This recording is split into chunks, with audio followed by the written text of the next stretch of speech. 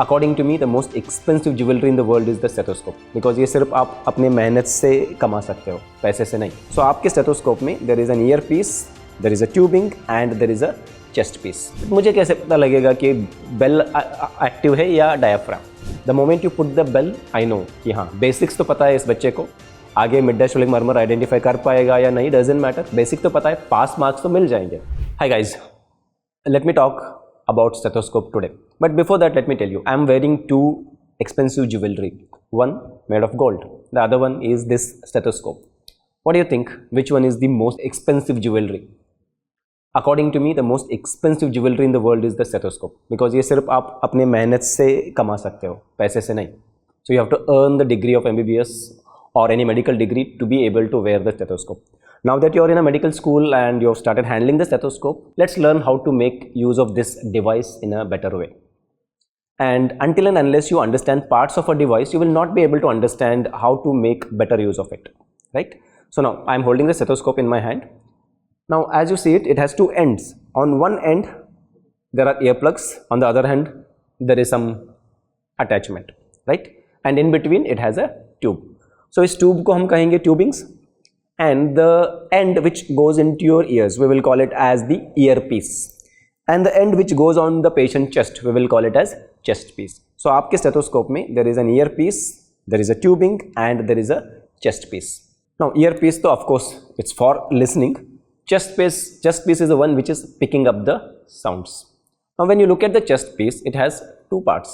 On one side you see that there is a membrane attached, and on the other side it is devoid of a membrane. So the side where there is a membrane attached, we will call it as diaphragm. And जिस side पे membrane नहीं है, उसको हम कहेंगे bell. Now can I use both diaphragm and bell on the patient chest simultaneously? Of course not. Then how do I switch between bell and diaphragm? बस twist करो chest piece को and you can switch. But मुझे कैसे पता लगेगा कि bell active है या diaphragm? So for that you can look at the bell and you can see an aperture. If the aperture is open, the bell is active. But if the aperture is closed, then the diaphragm is active. Confusion हो रहा है? और simple सा solution क्या है? Put your earpiece into your ears and tap both bell and diaphragm side. Whichever side the sound is heard loudest, that side is active. अगर वो side आपको active नहीं चाहिए, twist हो गया. The other side is now active. But have you ever thought why we required bell and diaphragm? एक काफी था ना? Well, there's a reason. Now sound comes in different frequencies or pitches.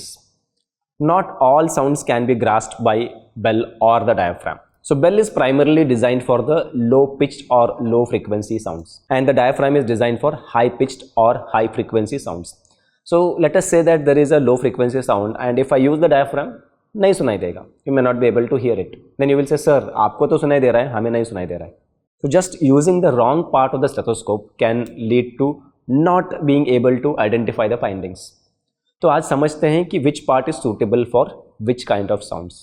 I will make it easier. आपको बस इतना याद रखना है that there are only few low pitch sounds which are auscultable. अगर आपको इन low pitch sounds की याद हो गई तो then you don't have to remember the other sounds where you will use the diaphragm. So what are the low pitch sounds you need to remember? एक है S3, the third heart sound. S4, the fourth heart sounds, and mid diastolic murmur जो आपको mitral stenosis या tricuspid stenosis में मिलता है. These three are the most common low frequency sounds जिनके लिए हम bell use करेंगे. Most other sounds are going to be high pitched. Now what are those? All your breath sounds are high pitched. Your S1, S2, they are high pitched.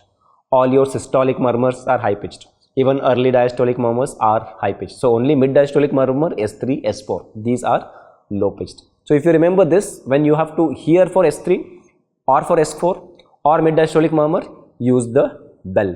If you have to hear S1, S2 or any other murmur, use the diaphragm. So in Indian exams, we primarily assess you whether you're following the right methods or not. Whether you're able to pick up the findings or not doesn't matter much. So let us say that if I'm the examiner and I want to know whether you know to use the stethoscope properly or not, मैं क्या करूँगा?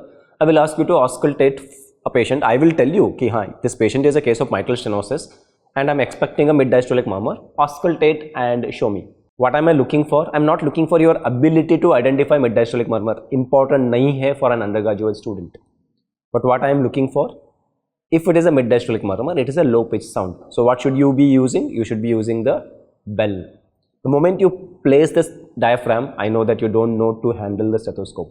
जिनको stethoscope handle करना नहीं आता है, of course they cannot handle the patients.